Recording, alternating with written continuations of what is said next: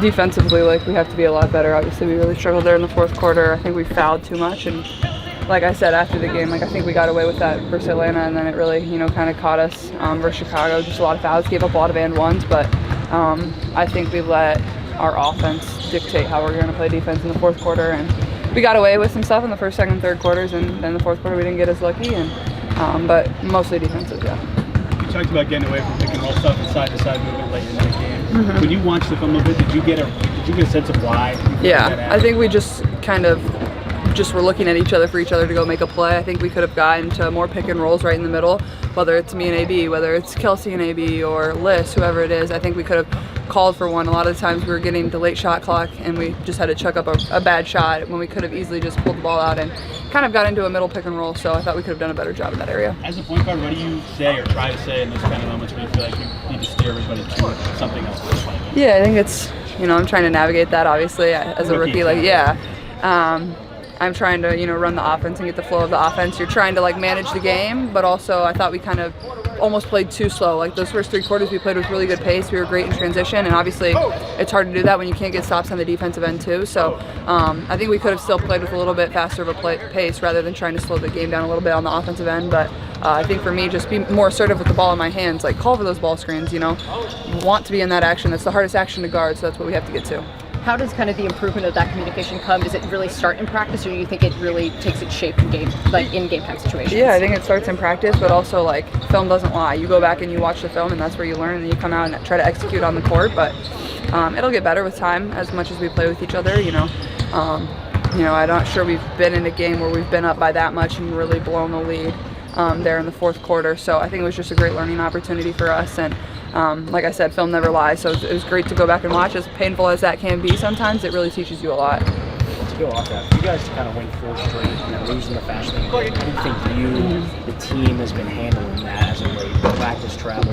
Yeah, I mean, it stinks. Like, it was a game we felt like we could have, won and put ourselves in a position to win after three quarters. And even, I think we were up 12 with 7 minutes to play in the game, if I'm not mistaken. So I think you can't dwell on it too much, but it can't happen again. I think it's one you go back and watch the film, and you get in those situations. Like, if we have another situation where we're up 15 in the fourth quarter, you have to be able to still attack and be aggressive, but also play really great defense. You can't foul as much. That stops the clock. That's free points when the clock's not even moving. That's the worst thing that you can do. So I think those things, and like I've said, we're an inexperienced group. You have to learn from it. That's the only thing you can do. So how do you strike the delicate balance of taking the shot late in games and taking over versus making the right basketball play, getting everyone else involved? Yeah, especially again being a rookie, that's difficult. It's hard because obviously the passing had worked really well up until the fourth quarter, and then it kind of everything just got really stagnant. So I think that's a balance you kind of find. I think I probably could have been a little more assertive there in the fourth quarter with a couple of looks, but at the same time, after I said after the game, I trust my teammates. You've got to make the right basketball play all the time and give them a chance to, do what they can do because you trust them, and I'm going to make that play every single time. Was there a couple of looks that I probably could have shot? Absolutely. Or been a little bit more aggressive to call into a ball screen or get downhill and try to draw a foul because they were making foul calls. I think all of that is just kind of a learning thing for myself. Got time, two more. What have you enjoyed about these Sky games all being so close? You guys play so differently than they do. Have they been kind of fun for you in that way? Yeah, I think they've all been really fun, and obviously I think they've all been on the weekend, so the crowds have been tremendous. Obviously our crowds have been tremendous every single game that we've had, and then we go there and the crowd was really great too and really into it, and the environment was fun, and I think it was just a great display of basketball, honestly. Last one. So you won your last award last night. There's a lot of young players who look up to you around the nation. What advice would you have for those young kids who want to reach your level one day? Yeah, I think just work really hard. I think no matter what point you're at in your career or how old or how young you are, I think just be confident in what you can do, but also it takes a lot of hard work, and there's going to be highs and lows throughout it all.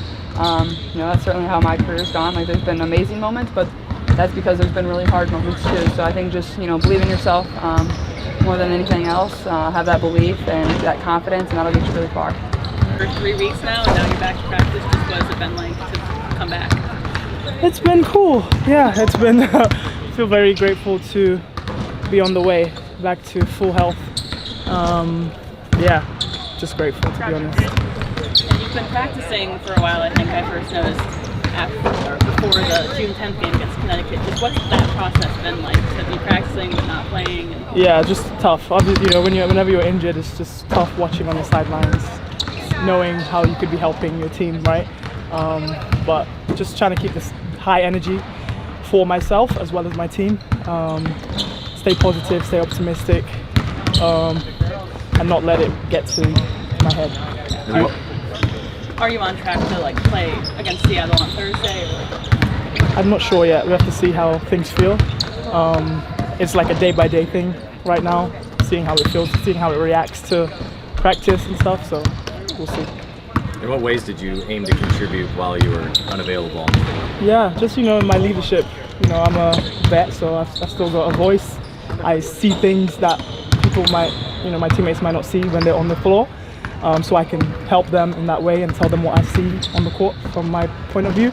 And just keep the energy high as much as possible. Keep it positive. What's the biggest things you have observed then in the last 3 weeks while you've been away? And tried to instill in them as you guys have got practice time and such. Yeah, we haven't had much practice time, to be honest. But whenever we do, it's just keeping the energy high. That's our main thing, like communication. It's the little things that really are going to matter for us as a young team. Like taking care of the little things and really putting importance on them, not just the throwaway things that don't matter. The little things are actually the most important things to do. Hustle, talking, eye contact, high fives, all of that. What did you see kind of in the shift in the swing of what happened in that 4-game stretch where they were winning and then, what happened on Sunday? What did you really see how they changed through all of that? Yeah, just learning each other a bit more. I think we needed those games to just feel each other out and know what each other like to do and not do, and kind of grow individually as well. Like I said, little things matter. So things like communication, body language, those are the things we're working on every day. So, and that's what we worked on. I saw growth in those four-game stretch. When you are ready to go, how do you feel like it'll take to reintegrate yourself in everything? Because you were in a great stride before going out. Oh, great stride, wasn't it? It was wonderful. Yeah. The good old days. No, it was going to be like, even in practice today, it was seamless. Like talking, being loud, being a good teammate is going to be seamless wherever you are, wherever you go, unless you have teammates who are just not, receiving it. And thankfully my teammates receive it, and so it's just been a seamless transition in practice and been very helpful. So even though you haven't been able to contribute in games over the past 3 weeks, what are some of the moments that, despite the injury, have brought you the most joy? Good question. What's brought me the most joy? Jeez. Just seeing our growth, I guess. Seeing our growth individually as well as collectively. We've got a long way to go. Let's just put it out there. Like, I think everyone can see it. We see it. We know it. And I think we want to do what we have to do to get there. But it's going to be a slow process. But we'll get there. Aliyah, as you look back on that Sky game, especially those last 6 minutes, what you kind of got away from you guys offensively in that stretch? Yeah, I think our biggest focus had to have been defense. They attacked, they got in the paint, and they just went through our chest. And so offensively, yes, we have to be better execution-wise, but I do think being able to get a stop, it came down to the wire, but I think we looked at the fourth quarter today and just looking at the times where we should have gotten a stop, where we gave them an extra chance for an offensive rebound, and they capitalized on that. What have you grown to like about those games? They've all been so close. They've all had high energy on weekends. So what have you grown to like about playing this guy? I think just the energy around it. Like, you could feel the energy in the arena. You could hear everyone cheering. That's the games that we love. Obviously, we wish we came out on top, but I think you're seeing the growth. You're seeing the energy around these two teams. You're seeing the energy around women's basketball and the league, so it's great. Kind of asked Caitlin a similar thing, but just to win 4 straight and kind of lose by 1 in that fashion. How do you think you and the team handled it in the 48 hours since? Yeah, we came in, we watched film today, we got on the court, we got at it, worked on some stuff defensively, and started prepping for a little bit of Seattle, what we have to do, because obviously they have scorers at every position. And so, we have to turn the page. This league, your games come around very quickly, and so we're just ready for what's next. As you get this practice time that feels like it's been limited through the beginning, how are you kind of seeing the growth in just even the way you practice? Yeah, I mean, we're getting better, and the intensity's high. I think that's important. You never want to lose that intensity because every time you step on the court, the intensity's high. There's just so much at stake each and every game, and so we just want to be ready for it. You have a 3-day gap starting today because of Commissioner's Cup. What did you focus on today at practice? What did you kind of want to hammer through with the team right now? Yeah, defense. Just we played about 85% of defense today. Just have to get better. We have to keep getting better. A lot of our on the pass movement, like we're not getting there quick enough, which is putting us in a bad position on our closeout. So just defense. Last time you focused on that in practice, you talked about your shell. Was it similar today, getting back to basics? What has evolved about your defensive practice this season? Yeah, today it ended up with the shell, but it was more about moving on the pass. So we started the whole defensive shell drill with, for 14 seconds, they had to move on the pass, wherever it went, get to those spots that we need them in. We've heard a lot about communication. In what ways can that improve? Yeah, always. You can't communicate enough. Sometimes when things get tight, that's when we kind of stop talking, and that's when you have to talk the most. So just in those moments, we've got to do a lot more communicating on the defensive end. One of the things a star player, when they go to a new team like Caitlin has, is finding that delicate balance from taking over versus making the right basketball play or finding the teammates. How, if at all, have you worked with her on trying to navigate that here in the early part of the season?